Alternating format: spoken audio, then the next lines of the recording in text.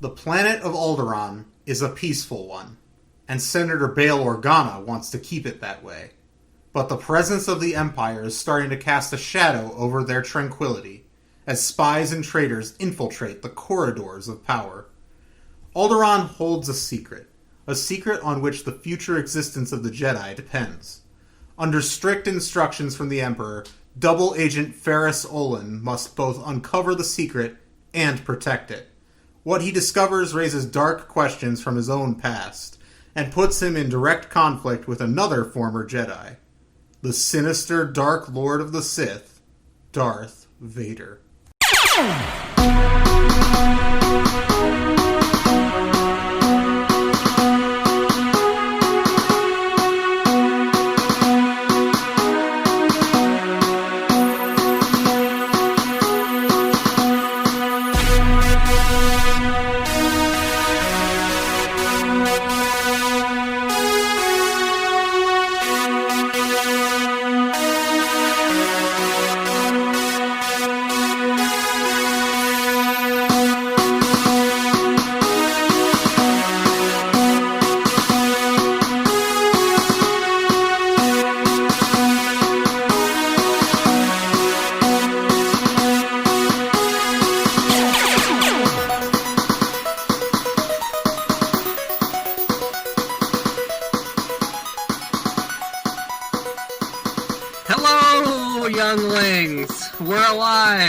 We're back.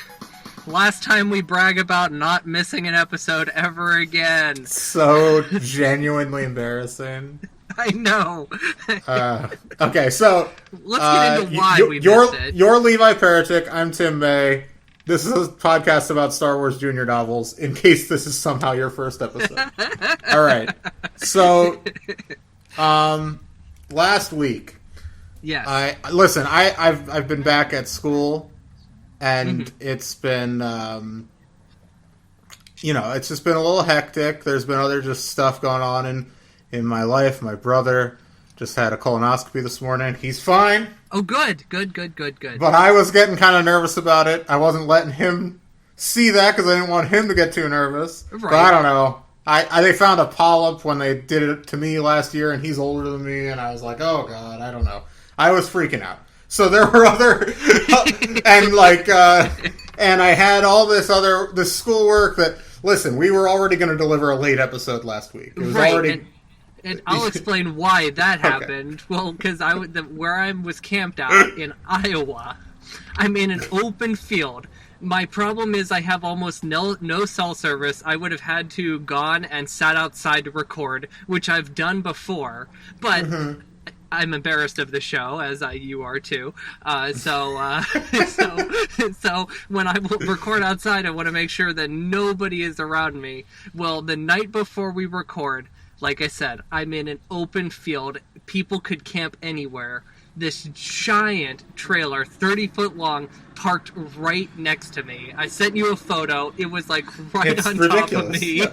So then I was like, well, I have to move to record this episode. So we pushed it off till Friday so that I could move, get better service, and then you had schoolwork that took precedence. I completely forgot I had a paper due on Friday at noon. And we were going to record Friday morning. Right. And I was like, well, I'm not going to have time to read this book. And I realized that morning and I was like, you know what? I don't want to do this over the weekend. We're just pushing the episode back a full week. And now you haven't read... It's been over a week since you read the book. Right. And I just read it, so hopefully we'll... I have an idea of how... When we get to the review, I have an idea of how we'll go through that. So I think I'll see. I'll read my note, because I make a 1 or 2 line note per chapter. And then maybe I'll try to explain. Fill it in, yep. Okay. Yeah, that'll be fun. This is, a lot of fun stuff to talk about here. So what else is new? What else is new with you? Yeah, we haven't talked in a couple weeks. We haven't talked yet about each other. I've just been very busy. Mm-hmm. Otherwise, I'm just kind of laying low, just trying to, make it through. And I don't know. There's not much to say. I've been watching lots of Star Trek. We're watching Deep Space Nine now. phenomenal show. Just unreal. So good. And yeah, just... Oh my god, we're into season 2 now, and everybody's like, well, it doesn't get good till season 3. I'm like, season 2 is incredible. I can't, like, how good is season 3 gonna be? I can't wait. But anyway, so yeah, I'm having a good time with that. I've been reading lots of comics and just kind of chilling as much as I can while not doing schoolwork. You know, I read a couple good new Superman comics that I hadn't gotten around to. Superman Smashes the Klan. Recommend this very much. This is good. Recent Superman graphic novel where he, you know, it takes place in 1946 and he fights the Ku Klux Klan. It's great. Oh, good. And it's based on an old radio show, but it's kind of its own thing. Anyway, what else have I been doing? Nothing. I haven't watched any movies lately. I've just been kind of... I quit Letterboxd totally. I just deleted it. Okay, I was looking at your Letterboxd today, and I was like, he hasn't watched a movie since that, like, Halix documentary, so it was forever ago. yeah, several weeks. I don't know. I just deleted it from my bookmarks. I didn't delete the Letterboxd. It's there, but, you know, I don't know. Once you remove the social aspect, it seems kind of silly to keep just logging stuff to me. Right. Which like, I already unfollowed everybody. We went over this several episodes ago. How I unfollowed every person because it stresses me out, which is absurd. I understand. And then I was like, you know what? Why do I even log this at all? I should have a more fluid, healthy relationship to movies. Yeah, I should stop being who I was when I was like 14 years old. Not that I won't watch movies and don't love movies or care about movies or think about movies. Right. But, like, I'm trying to change my relationship. It's the passionate, like, stance by movies, like, kind of thing. When, like, a friend just does one of your favorite movies wrong, you know, that listen, I'm still passionate. I want to try to think about art in a less quantitative way. Okay, all right. I want to kind of, you know, I'm trying to move on in my life. There's a lot of, you know, shifting gears going on with me. Mm-hmm. You know, nothing crazy, no huge life changes, but like I'm trying to, you know, I don't know, like, and this is a very small part of it, but just, you know, like, you know, I'm listening to fewer podcasts. I'm trying to read more. I'm trying to get out, get some fresh air in a safe way. I'm not a dipshit, and you know, all that stuff. So like I'm trying to you know, I don't know, not change everything. I'm still who I am. I still love films, but I haven't watched a movie in a while, and like I'm trying to remove systematic stuff from my art intake. Does that make sense? That makes sense. Cause, yeah, like I kind of want to enjoy myself and engage with art in a more natural way. You gotta make little changes, you know, to get those other things in, you know? Like, you know, I am a movie maniac right now. Oh, sure. That's what I've been just That's watching. That's perfectly fine. Watch nothing movies. But movies right now. I'm just saying what I've been up to. And for, going into Letterboxd, I've realized the only reason I use Letterboxd is not really for a social aspect. It's just to log the movies that I've seen. And to remember what you watch. Well, I have a list. It's a note in my phone, but I use the Letterboxd as that backup list, just in case something ever happens to that. Oh yeah, because you've had that note in your phone for years. Yes, I remember. I remember when we first met. You started. I don't know if you started it then, or if it had just recently started. Well, actually, because I remember. Can we? I want to tell this story. We should talk about this. Yeah, this is fun. We've never talked about this. So. We first met, long-time listeners probably know we met in film school. Mm-hmm. But, you know, I'll say this. The first time I ever met you was our freshman year. Okay. Which was, I met you through a person we know, Andy. I won't use his last name because I don't know if he wants to. Yeah. And because you knew him in high school and you made a film for him, if I recall. Yes. Yeah, basically, like he wrote something and you directed it, basically. Yes. And he starred in it. So I met him briefly, and he was asking you if he could get a copy of it. I'm not sure if I still don't think he has a copy of it, which is so funny. I remember giving him like a physical copy of it. You must have. You must have over the years. I don't know. Anyway, but that doesn't matter. So I knew who you were. But I didn't. I met you. We had a couple classes together. Our first semester, sophomore year, we had film production 1, which is where we obviously got to know each other the best. But me and probably never guest on this show, but a friend of ours, right. Dan, were not my brother, another person. Other Dan, yeah. We were in the class with you, this film history class, and. The first impression Dan ever had of you. You know this, right? I should know this, yeah. Okay, so this is hilarious. Boy. We, of course, it's a film history class. Of course, we watched Citizen Kane, right? Yeah. Which I believe is the first time you had seen that movie, yes, right? It was. So, I remember we were like halfway through the movie. She gave us a break, and we walked out into the lobby, and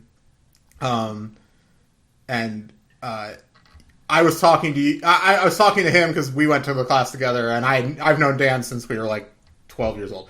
So we were just talking, but you came up because we had been in another class together, and we kind of knew each other at this point. Mm-hmm. And you were just like, "Yeah, I don't know, man, about like Citizen Kane." I don't remember exactly what you said. You said something kind of underwhelming, and Kinham, I remember, looked at me like. This dude, and Kinham, Dan Kinham is his name. Yeah. Anyway, sorry. And so he looked at me like, this dude. And then we went back to my dorm afterwards because he would hang out in my dorm that whole semester, that whole year. And he was just like, who was that Bede dude? And I think we've told that story. Whatever. Yeah, Dabby Doo, whatever. Mm-hmm. Anyway. He was just like, who is that guy? Ugh, like, he didn't like Citizen Kane. Ugh, what a scumbag. And so, I was we were making fun of you, of course, both of us. I'm not going to pretend like I wasn't. So and then I remember the next week or something, I went home for the weekend and I brought back 3 movies on DVD. We had been talking about horror movies, and House of the Devil is a new movie at that point, so I let you that. That's not on the same level as these other 2. But I brought these other 2 movies that I was like, I need to, this dude, I like him, but he needs to see good movies. Because you were, the most, basic bitch film bro of all time. I know, at that point. Was bad. Which is fine, by the way. I feel like that's maybe something that, whatever. People go through that. It's okay. You grew out of it. It's fine. But at the time, that was the worst possible sin for me and Dan. And so I brought back Chungking Express, the Wong Kar-wai movie. Mm-hmm. And I was like, oh, I got the edition that has the Tarantino introduction, so he'll be excited about it because of that. I remember saying that to Dan. He's just like, such a cretin. And then I also brought Seven Samurai, which, right. I knew you liked Star Wars, and obviously the Kurosawa influence on Star Wars is... So, you showed me these... I watched these movies, Seven Samurai, obvious masterpiece. You showed me my first Kurosawa, so there you go. You are my leader into cinema. But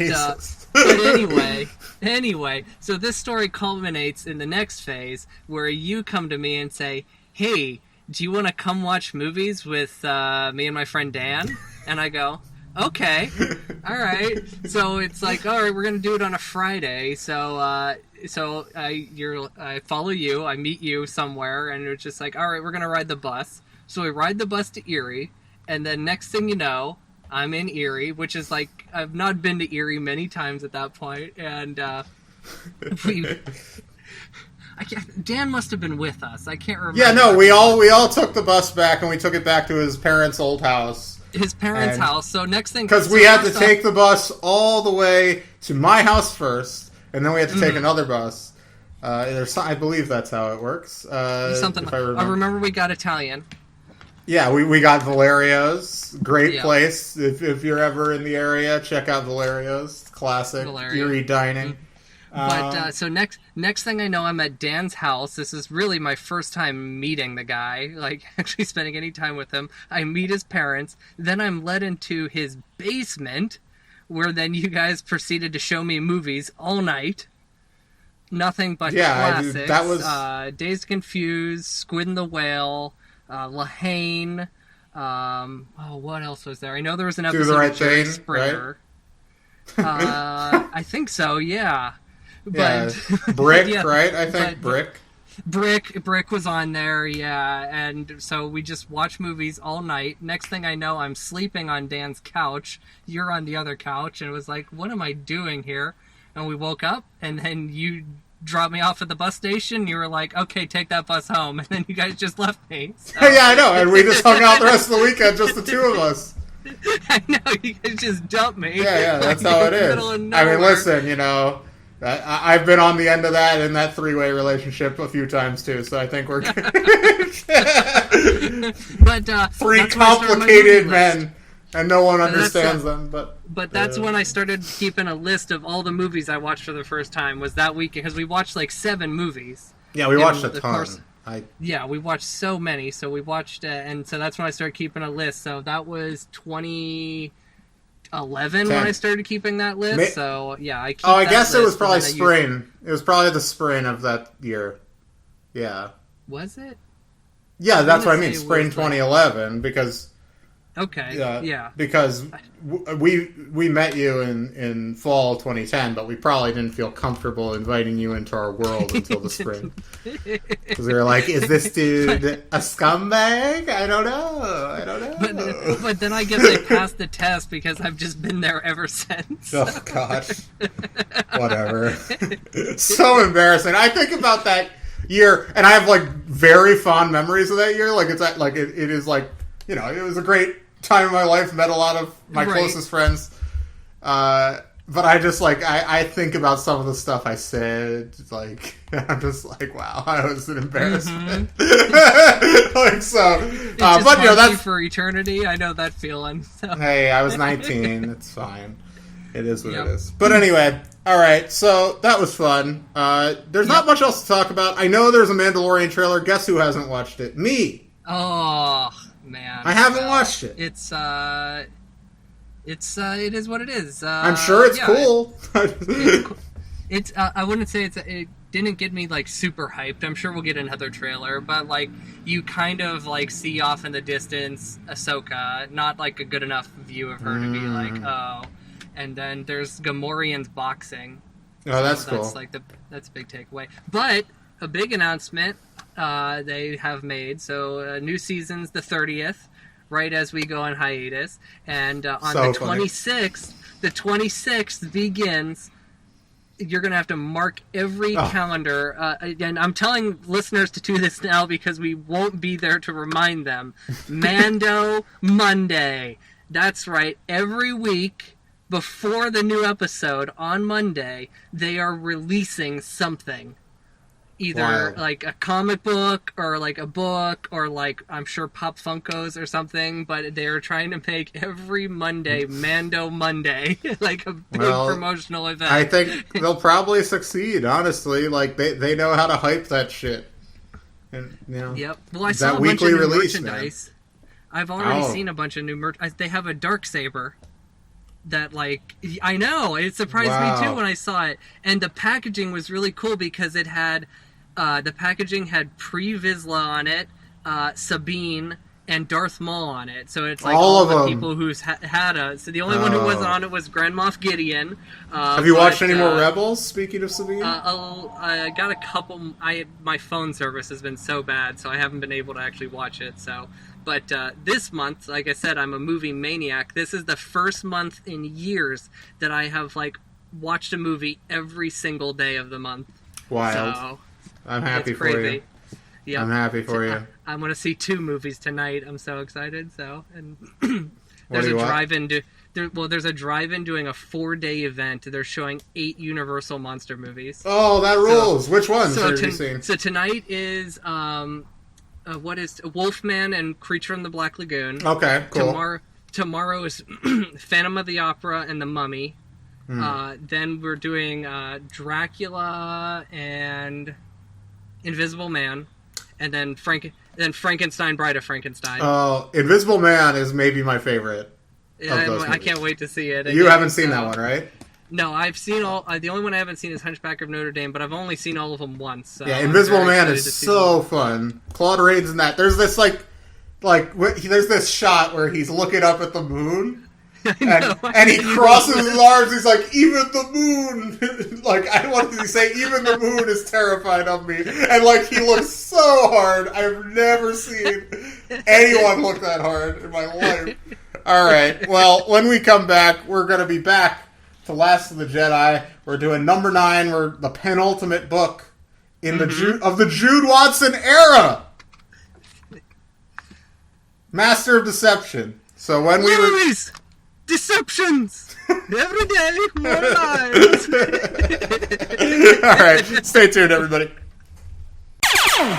Welcome back to Padawan Library. I'm Tim May, here as always with Levi Paratic. Hello. And this week, as I mentioned, we're reviewing Last of the Jedi number 9, Master of Deception by the great Jude Watson.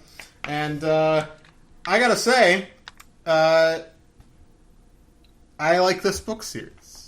I like this book series, too. I really like this book series. It's good. It's really good. All right. I did want to ask one question. Did we ever talk about Phil Falco? No, we haven't. The cover designer? I should do some research on him. Okay. Next episode. Let's do that. It's our last chance for next week. So we got to talk. Phil Falco was the designer of the second half of the series. Not the cover artist, but the designer. No, yeah, he did, and this only started in book 6. No, actually, book 7 did this, where he came in and he did redid like the chapter headings. It's no longer papyrus. Did the guide to characters, that kind of thing. So I think that's what he's credited for. But it was an added improvement, in my opinion, for whenever they redid these covers as well. So I assume he's also probably responsible for that Last of the Jedi logo as well. So. Yeah, which is, it's basically just the Return of the Jedi logo, but it's good. Right. All right. So, we left off last time with... I can do this. Sure. So we left off with... oh, crap. Oh, so Ferris he's got a new special assignment. Ferris is basically an Inquisitor. And yes. Ferris is given a list of Force-sensitive leads that he needs to go and scout with Hydra, the other Inquisitor. And he calls up Obi-Wan, and he's like, hey, man, I got this list. There's like a bounty hunter here, somebody there. Oh, and a child on Alderaan. And Obi-Wan was like, what? You have to go to now! You gotta go now! Right. And Ferris is like, what are you talking about? And Obi-Wan's like, I can't tell you. You have to go right now. So that's where this book picks up at. We're on Alderaan. Yeah, and the book opens with Bail Organa, right? Mm-hmm. And what we're going to do here is, since it's been so long since I've read this book, I'm going to just read my notes for the chapter. There are, I think, 23 chapters in this book. I write a line for each of them. So, in chapter 1, I just have a character named Memily, which is That's just it? Emily with an M at the beginning. Okay, well, Memily is... And I also have Bail Organa saying that his daughter has an amazing pitching arm. Yes, well, Bail Organa, we know he loves America's pastime. So, and anyway, Memily is Leia's babysitter, basically. And she was there when this incident happened, where she was Memily was going to fall off a bridge, and Leia kind of does something that seems vaguely Forcey that keeps her from falling off the bridge, basically, is what happened. And Bail Organa's like, oh shit, he realized it got reported to the Empire. He's like, this is bad, because Alderaan is a peaceful world, and obviously Bail is going to be one of the leaders of the Rebel Alliance eventually, and he clearly wants that at this point. However, he wants to take it kind of slow and build it up so that when they strike, it's effective, is his idea. So they, what am I saying? Yeah. So yeah, and that's pretty much... yeah, that covers it. What's your chapter 2 note? Chapter 2 is Bail is Ferris's hero, which I know this is because Ferris feels like a total goof showing up as an Inquisitor, and that we meet Bail's sister-in-law, Dira. Important character. Very important character.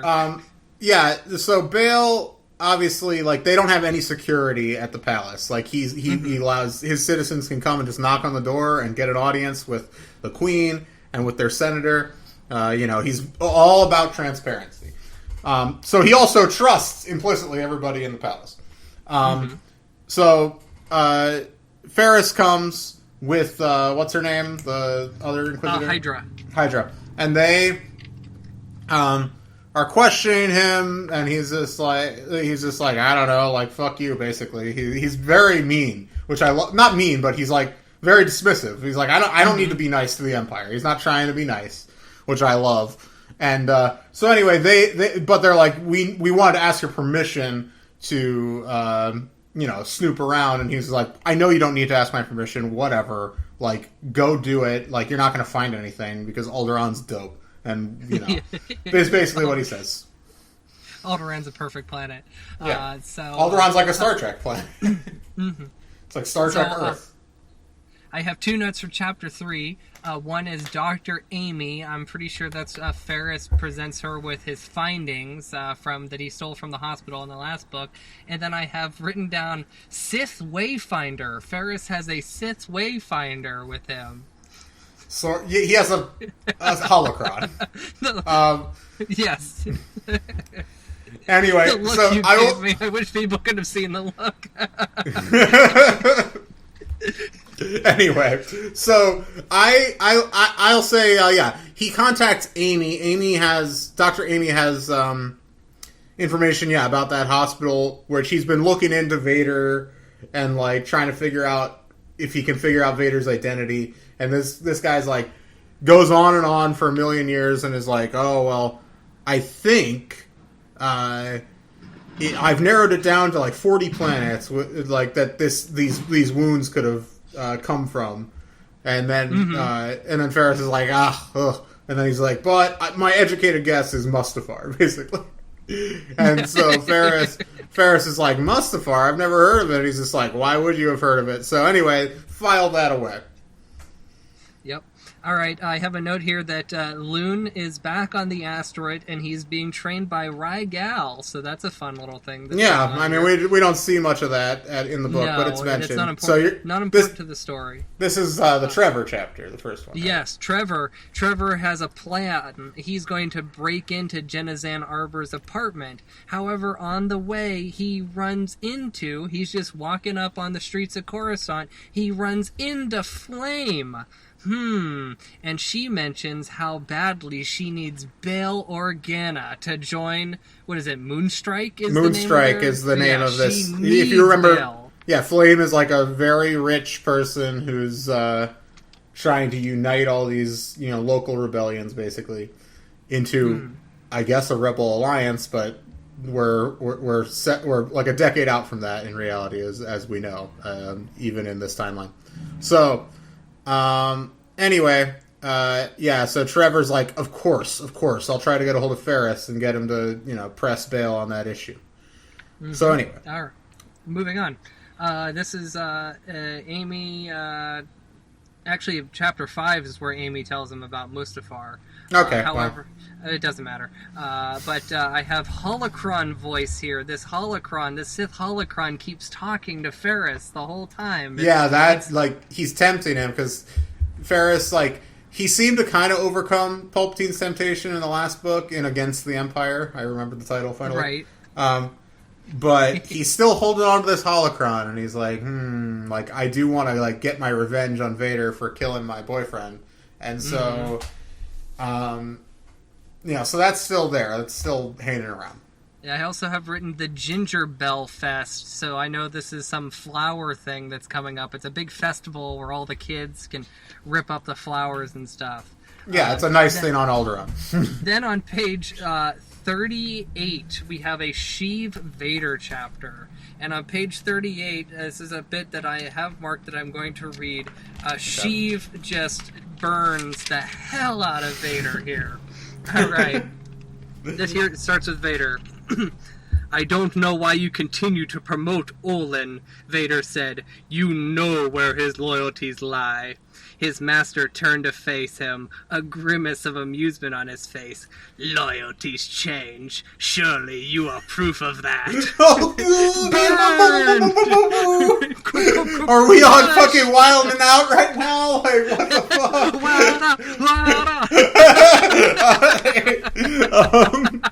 Alright, so... anyway, yeah, what's your next note here? This is a fun way to do this. I like this. This is a fun way to do this. My next note is, okay, this is about Flame's money. So this is where, like, Clive and,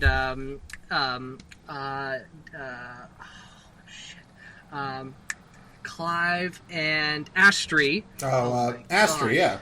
Come on. Yes, Clive and I wasn't Astri, paying attention. I know.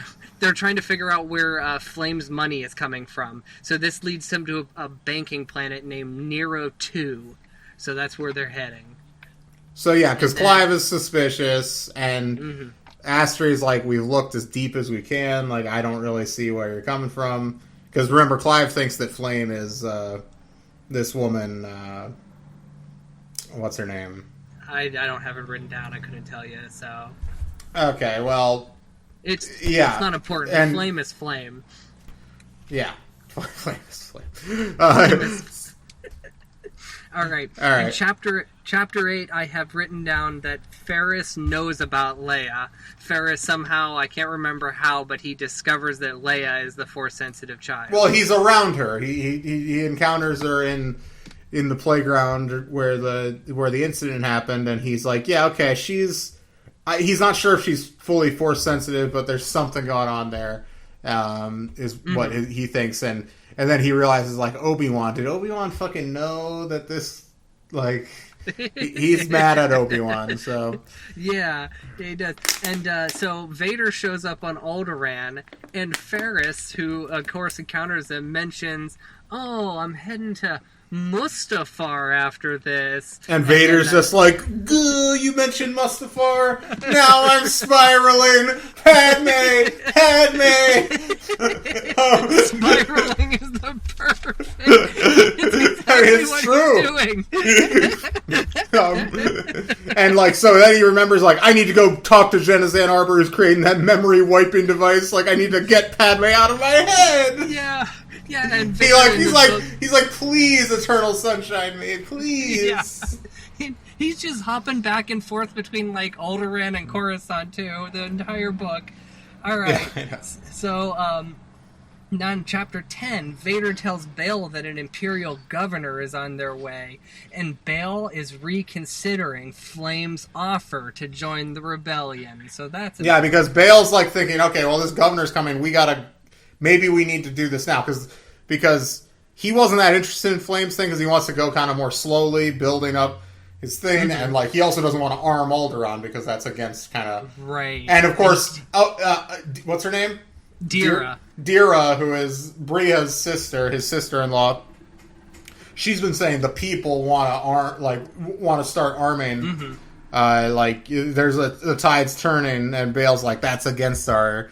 like, code, basically. Like, fuck off with that shit, basically. So, yeah, that's basically that. All right. And now we go back to Trevor. Trevor breaks into Jenna Zan Arbor's apartment, but he runs into another character there. That's all he does this entire book is run into characters. He runs into Rye Gal in the apartment. I remember why Rye is there. Rye is there because Lena, who is the nurse who like helped Trevor escape before, she and her husband were the scientists who, like, after Order 66 took Rye Gal in, helped him get to safety, and then they disappeared. They were kidnapped by the Empire. But Rye Gal is currently there because her husband, he escaped. And now they gotta rescue Lena, who is currently the basically like the guinea pig, the planned Jenna Zan Arbor's guinea pig. As soon as Jenna Zan Arbor finishes her memory serum, her eternal sunshine machine, her serum, that's when she's going to test it on Lena and wipe her memory. So there's something very incredible that happens soon on that. I know. We'll talk. It blew me away when it happened. It was so hard. We'll talk about it in a minute. What's your next note? Okay, I have Astrid and Clive, the bank job on Nero 2. Okay, this is cool. So they go, to Nero 2, and they pose as a married couple. Clive's excited about this, of course. Astrid's like, okay, my guy, relax. And so, but she's getting into it too, and she reminds Clive, like, before I married that dipshit bog Davinian, like, I was a fucking badass. I hung out with the Jedi, my guy Qui-Gon, my guy Obi-Wan, like, we were boys. And I shaved my fucking head, learned how to do crazy shit. Like, I'm a fucking king. Right. I love Astrid. Anyway. She's fantastic. And so, anyway, they get into, like, they basically are able to convince this kind of dopey banker guy to let them see the account, basically, of this person they suspect is Flame. And he's just like, oh, okay. Like, he basically just capitulates very easily. But then the Imperials show up, and they're like, oh, what is crazy? And then they just act really haughty, and they're able to get out of there, and they got all this information. They know they have to go to this planet. What's that planet Reverie. called? Reverie. Which is like, is a resort planet, basically. So, they're heading out there. Yep. There we go. Next. Yep, that's next chapter. Chapter 13, I have Ferris goes to a warehouse. There's a spy, and then the spy disappears. Yeah, well, that's basically it. He gets kind of followed by a spy. He realizes there's a spy somewhere on Alderaan. So that's what happens. Yep. All right. Vader goes to Jenna Zan Arbor. All right. I know what happens here. So Vader goes to Arbor. He's like, I need the memory serum tomorrow. I'm coming back tomorrow. And Jenna's freaking out. And he leaves, and they get into a turbo lift together. And this is where Rygal and Trevor are going to pounce. They're going to save Lena, and Lena reaches into Zen Arbor's bag, pulls out the memory serum, and injects the whole thing into Jenna Zan Arbor. And she's just like, my memories, my thoughts, and like my formula. Let me read this. Yeah, you do. Let me read this. She starts like moaning, and she's just like, my training, my genius. That she's losing her genius, basically. It's so funny. I was laughing. It was like some pure Galaxy of Fear shit. My genius! No! I assume this is the end for Jenna Zan Arbor. I can't imagine her coming back in the last book. Not at this point. So, but that's a good way for that character to go. And especially because when she showed up in Galaxy Jedi Quest, you forgot that she even existed at that point, that she survived Jedi Apprentice, pretty much the only villain to survive that. And then she's in all three of them. She's in all three of them, yeah. So is Astrid. So it's amazing. It's incredible how important that whole arc is important to the entire series. That's where it came into its own in a lot of ways. It really did. Makes All sense. Right. So goodbye, Jenna Zan Arbor. Salute. All right. I have chapter 15, Hydra List. She went through all the people and she missed one. Turns out. This is because you explain this. She kind of they have to interrogate all these people that were there at the park on that day, and no one gives up anything because again, Alderaan's dope. Not a bunch of fucking snitches. And so they, but Ferris is smart. He notices, hey, she missed a name on this list. So he's like, what about this person? And obviously it's not like she just missed it. There's some reason she missed the name. So they go to this, but she has to cover her ass. So they go to this person's house, and this woman is at the house, and she's like very nervous, trying to recount what happened. And Ferris is like, "Huh, what's going on here?" And then her husband comes in, and he's like, "Wait a minute, I recognize that guy. That's that spy that was following me earlier. I found the spy." So by pure luck, basically, he finds the spy. Obviously, what's her face? Other Inquisitor. Hydra. Oh, Hydra. Hydra, she doesn't think she knows that he's the spy, and she like sends him some sort of signal that she thinks she's slipping past Ferris, but Ferris can see that shit. Ferris knows. Mm-hmm. So they leave at that point. Right. And this opens up the fact that like, so while he figures out who this spy is, there still is another spy who has to have reported the thing with Leia, right? No. Oh, no, he thinks it's that guy because he's right. That's who it is. It's because Bail sends off one of the Antilles with an important message, the Empire catches wind of it. So yeah, and Hydra mentions this, and so Ferris is like, "There's no way anyone could have known that," and like that guy wasn't in the palace, so like there must be a spy in the palace. So he calls Obi-Wan.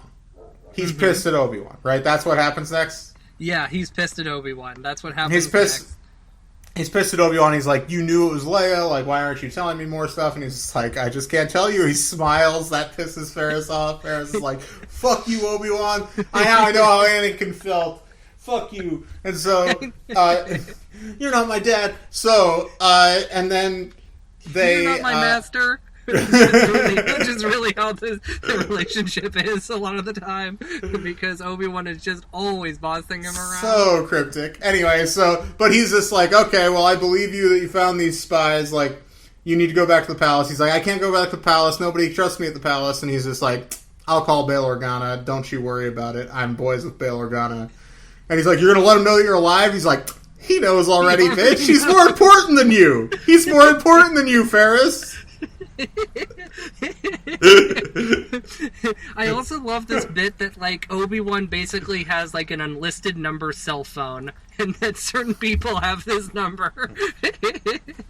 Very funny. So anyway, he calls up Bail Organa, and Ferris, he calls ahead, and so when Ferris shows up, he's escorted right to Bail's office, and Bail's like, "Oh, you're a fucking king. You're doing so much good shit for the galaxy. I love you now."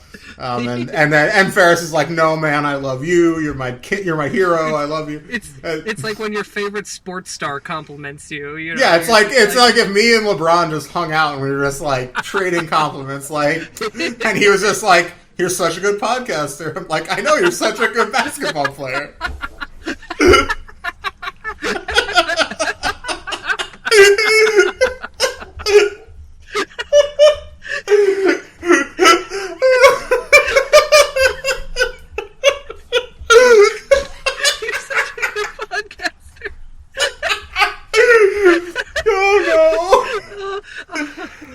I have tears in my eyes.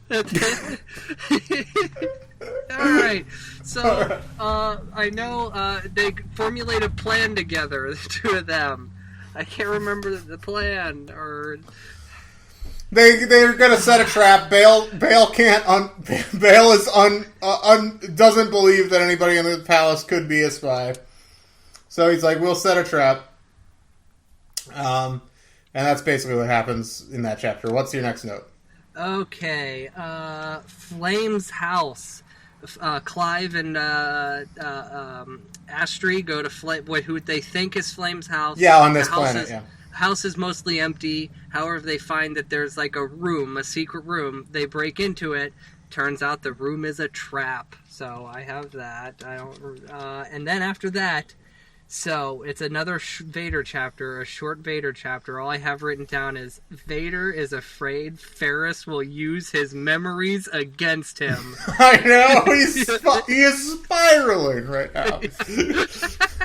Yeah, he's just like lightsabers I can handle. Memories? No! Love! No! I failed at love! I failed at love! So, yeah, that's Okay. it's basically it there. But Okay, but the Emperor like sends him back, like Yes. to Alderaan, Yes. to help oversee the installation of the new governor, basically. Yes. And next chapter, we're back in the Orange District on Coruscant, and this is when it gets raided by the Empire. And So, they, Dexter, Jetster, and everybody, all the people there, they get raided, and but they actually do all escape. Like they escape with their lives, but they blew up the building. So everybody seems to think afterwards that all of them are dead. So right. And there was this whole thing where like Dexter's like, "Leave me," and they're just like, "No." I thought she was gonna kill Dexter Jetster. I was like, I can't believe Dexter Jetster's about to die right now. But no, he survived. So She didn't. He survived. All right. Then I have. Okay, in the next chapter, Flame claims everybody from the Orange District is dead. Okay, here's what we find out. We find out that Vader has a secret plan to overtake Alderaan. There's weapons in the marketplace. yeah, they've already shipped a bunch of weapons on the low there. This actually reminded me a lot of a Deep Space Nine episode I just watched. I can't believe Star Trek Deep Space Nine. So, anyway, couldn't believe it. So yeah, there's. I want to actually say one thing about this. Is way backtracking. I forgot to mention this. The Genasan Arbor, not death, but like taking away all her skills and stuff. Yes. And her intelligence. I was thinking, for anybody reading the current run of Amazing Spider-Man, this is kind of like Peter Parker's current dilemma. Is he going to allow the Sin Eater to take away Norman Osborn's sin? And thus leaving him maybe in a different person. Who knows? Anyway, sorry. I don't know why I brought that up after the fact. I'm sorry. It's okay. Somebody understands. All right. From there, we have... so they get the weapons out of there. And then Vader... okay, we find out who the spy is. And it's Dira. So yeah, Dira is the spy. She's been kind of like feeding them all this bullshit about how the people of Alderaan want to arm themselves. You know, they want weapons. They want to be able to defend themselves. All this stuff. And she says she was intimidated directly by Darth Vader. So, yeah, because they're confronted by Queen Breha and Bail directly and Ferris is there. And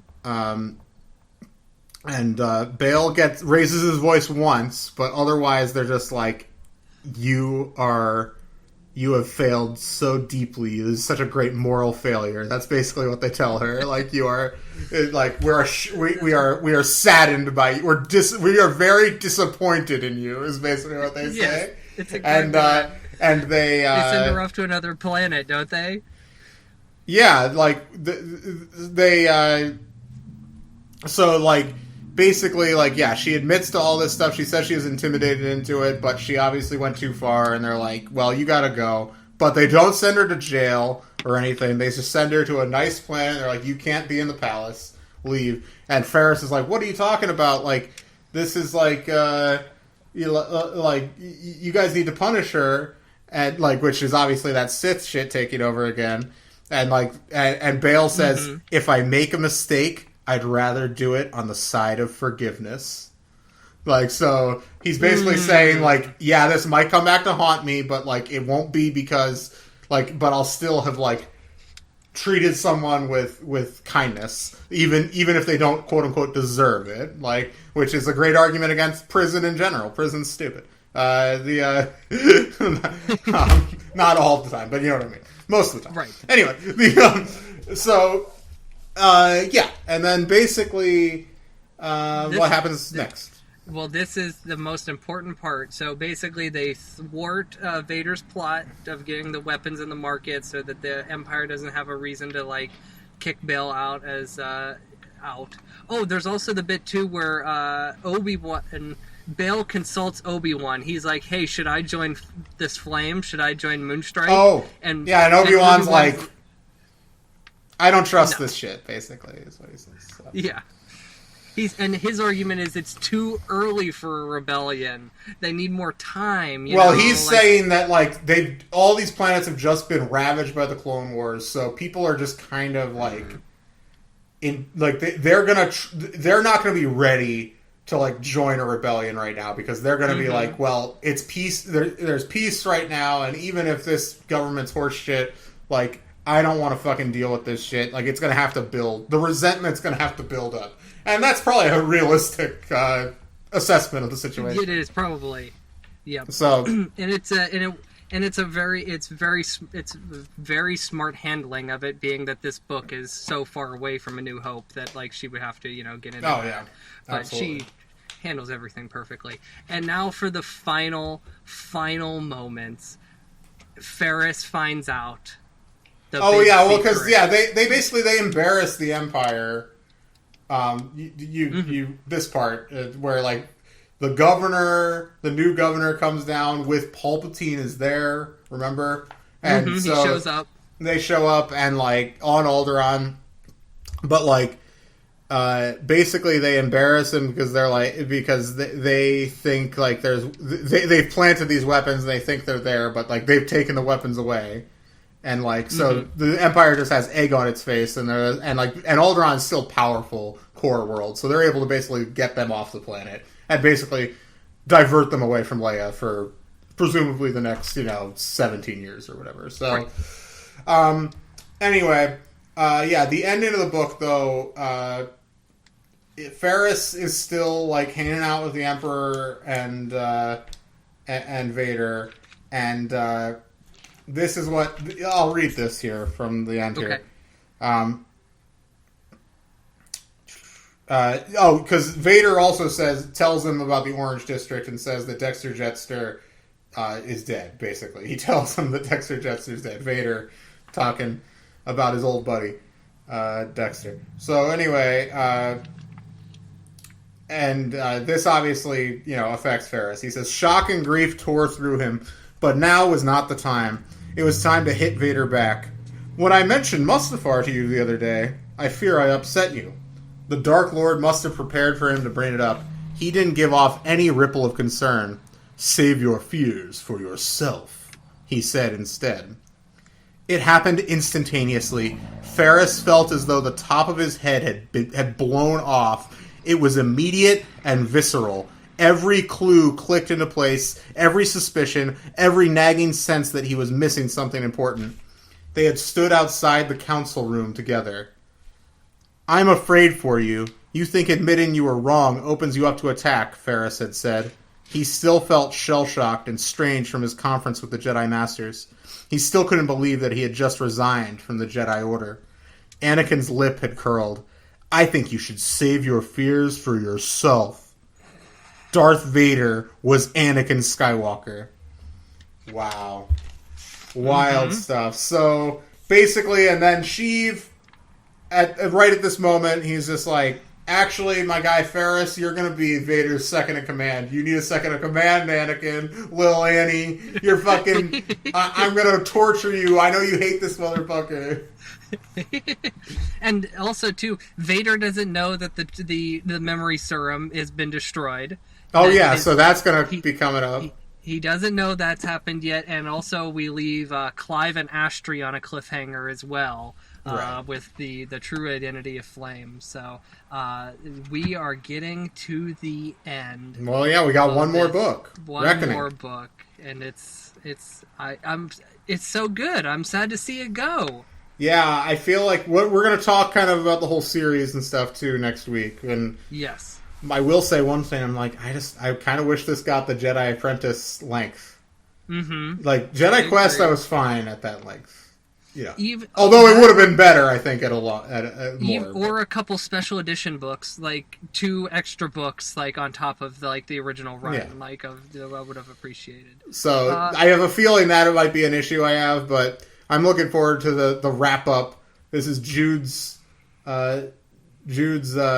farewell, although, again, she came back under a different name to do Rebel Force. Alex Wheeler. Alex Wheeler herself.